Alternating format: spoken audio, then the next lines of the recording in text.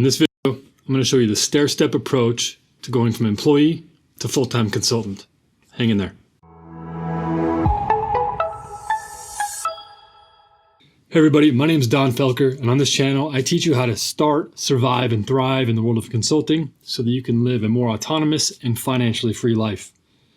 In today's video, we're going to talk about the stair-step approach to going from full-time employee to a consultant. The stair-step approach is a small step-by-step approach where you gradually do more and more work in the consulting realm until you become a full-time consultant. And the stair-step approach is modeled after the stair-step approach from Rob Walling, who gave it in the Startups for the Rest of Us podcast many years ago. Rob outlines a process in which people can then create products and stair-step their way into full-time product income. This is a very similar stair-step approach, but it's in regards to consulting. So let's hop right into it. There's 4 steps in the stair-step approach. Step number 1, you're going to want to do some free work. Now, some people are thinking, well, I thought this was consulting. Why would I be doing free work? Well, mainly you're doing free work so you can build a portfolio of work to showcase so you can get additional work. Most often when you're starting off, you've either been a full-time employee or you've just graduated college and you don't have any work to show. When people want to hire you for consulting, they're hiring you as an expert. You need to demonstrate that you are an expert in that field. To do so, you need to be able to perform some work. And if you've never done anything that you can showcase, the best way to start doing that is with some free work.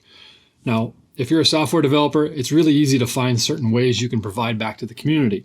You can build websites or applications for various different shelters. It could be an animal shelter, a children's shelter. It could be an animal hospital, anything like that. It could be a volunteer organization, a homeless shelter. You can do various different things and provide value by building products for them. And then you can actually take that and showcase that as something that you've done. Furthermore, this will expand your network. Most likely someone at that shelter has a relative who needs some type of your services and will end up learning about what you've completed. Now, as always, you're going to over-deliver and just do the best work that you possibly can because this is going to show up on your portfolio. You can also help a friend or a family member. If they have a business, perhaps this could be something that they're thinking about starting. You maybe then can set them up on Shopify. And if you get more experience with Shopify, you can then start becoming and offering Shopify consulting services. Everything that you do, you can offer consulting services around because you have then started to implement it and have experience doing so. Lastly, open source. I talk about open source a lot, but open source is a sea of opportunity. A lot of projects have a lot of different things that need to be completed on them. If you're a software developer, you can pick up bugs, you can pick up new features, or even you can pick up the documentation tasks. A lot of times, the maintainers of a software open source project do not have the time to update the documentation all the time. So you can offer to perform this. Simply reach out to the maintainers, ask them if you can provide a pull request to clean up their documentation or add additional documentation or clarification. Most likely they're going to accept it because it's removing additional work from their plate. Remember, they don't get paid for the work either. They're doing it to give back to the community. By doing this, you give back to the community. It helps improve your personal marketing, but also provides you with something that you can put on your portfolio saying that you're a contributor of this particular project. Again, it could be a feature, it could be documentation or anything.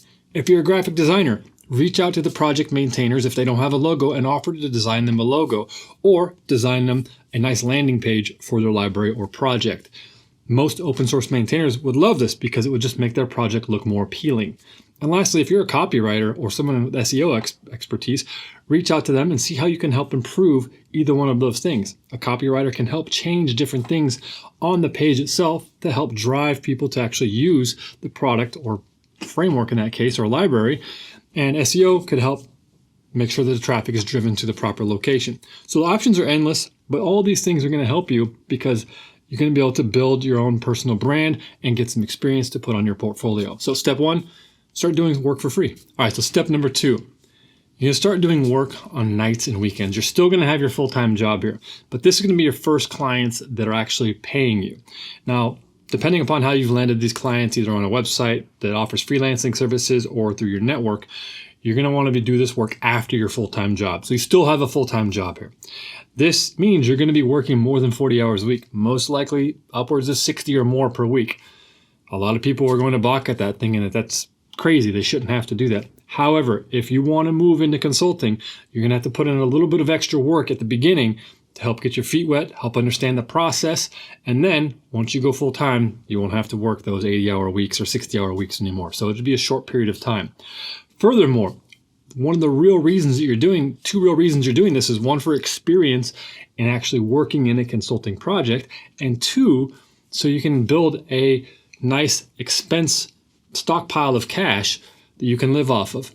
I recommend that you have 3 to 6 months of expenses saved in the bank. So when you're full-time consulting, if you find yourself without a client and your new full-time job is looking for a client, you have 3 to 6 months of expenses to live off of.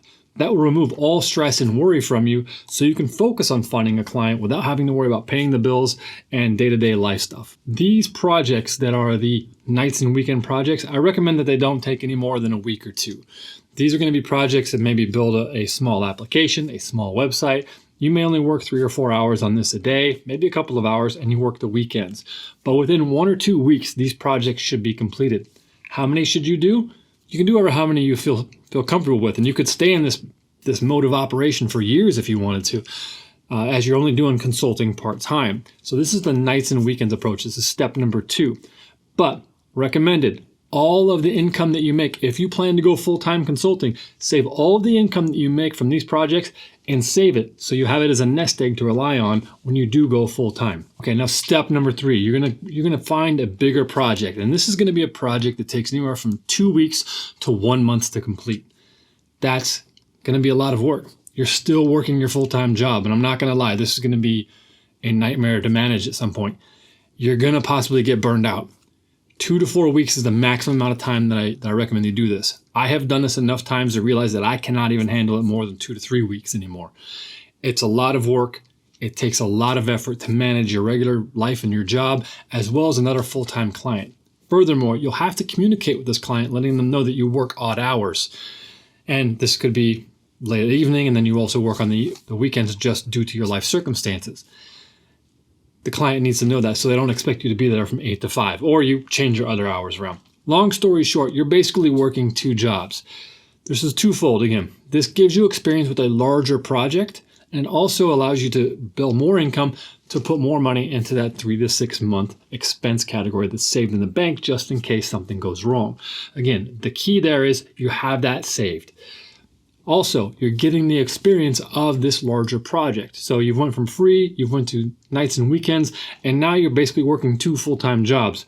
This gets really difficult at this point in time. However, during this time, you also need to make sure that you're also out there marketing yourself, perhaps doing some social media, writing a blog post now and then, appearing on a podcast, just to build people coming to you, asking you for consulting services, because this is probably how you got this larger project. I recommend that these projects do not take more than 2 to 4 weeks, simply because of burnout. I wouldn't do this long. In fact, I would rarely do this more than once or twice a year, simply because of how taxing it can be. All right, step number 4. You finally save 3 to 6 months of expenses in the bank. You have enough clients coming in from various different sources. Could be through recruiters, could be through your network, could be through freelancing sites, a number of them. You just don't have one source. You have multiple leads coming in, multiple different opportunities because you've been putting out a lot of good work and marketing yourself correctly. When this happens, you want to make sure that you have a project that's hopefully 3 to 6 months in time. This is going to build you enough time so you can be continually working on your next set of leads while this is in process. A big mistake a lot of people make when they start consulting is that they think they can just go find one client right away as soon as this next one ends. You have to always be working on the next client while you're working on your first. Not full time, but take this into consideration. Most clients have to go through some type of legal approval process, and sometimes that can take weeks or months depending upon the business that you're working in. Startups move much faster than Fortune 500 companies. I've seen and had one contract take a year of negotiating to get through the process before I could start on it. Thankfully, I had other leads in the pipeline that I was able to rely on that closed sooner, so everything kind of lined up accordingly. But you always need to make sure you're working on additional leads. Again, this is not full time. You just want to make sure that if you have a lead that's out there, you spend a little time on it, nurturing the client. If that's something you want to work on, get the contract to them. You may not hear from them again for 7 to 10 days because they're waiting for someone to sign the contract who's on vacation. If you're doing this in December, you can guarantee this is going to take a long time, simply because a lot of people take holiday leave in December and you may not even hear back till the middle of January. So if you can't avoid trying to find a new contract in December or January, and try to make sure that you're able to work through those months as well. But this is going to be full time. When you have multiple leads coming in and you have a project 3 to 6 months that's secured, contract is signed with a start date, then you're going to start going full time. You can give your notice at your company and move in. Again, you have the 3 to 6 months saved up as a nest egg. So just in case the contract falls through, gets canceled for whatever reason, you still have that to rely on to go find another client. And since you've been marketing this whole time, it's not going to be hard for you to find another client because leads are still coming to you from you being out in the public. Okay, so let's recap here. We have the stair-step approach from going from a full-time employee to a consultant. There's 4 steps. Step number 1, do free work. Just get stuff out there. You want to build your portfolio as fast as you can. Go talk to animal shelters, talk to friends and family, see if someone needs a Shopify site built or a WordPress site or the website or a mobile app in general. Build something, build your portfolio so you can attract some work. Step number 2, nights and weekends. You're going to start working on your nights and your weekends on smaller projects that are anywhere from 1 to 2 weeks in time to build and complete. These are going to be small so you can get your feet wet with consulting and managing a client process, as well as saving money for your 3 to 6 month time frame of your nest egg that you have saved to the side. Step number 3, you're going to work a big project along with your client. Again, this is going to be a project, I say big, for 2 to 4 weeks. You might do this a couple of times a year. Step 2, you might have done for 6 months. Once you're able to save up 3 to 6 months in funds, you have that saved and you're familiar with managing the client process and having clients, you're going to move to step 4. And that's where we're all trying to reach, is going full-time on consulting. And that's when you know you can go full-time, is when you have enough people coming to you with enough leads where you can have one project that's 3 to 6 months in time frame, and at the same time you're nurturing additional clients for what's going to come after the 3 to 6 months. A good heuristic to follow is about 3 months before your contract is up, start reaching out if you don't have any existing leads to try to find additional leads that you can close by the time this contract ends in 3 months, so you can start rolling off one client and start at the direct next. If you do this consistently and you're out there in the public with blogging and speaking and doing everything of that nature and public, getting your persona out there and your brand, you're never going to have a problem with finding clients. You just have to make sure you're always consistent and active and providing value to the public. Now, I hope that helps. This is the stair-step approach from being a full-time employee to becoming a full-time consultant. I'll talk to you next time.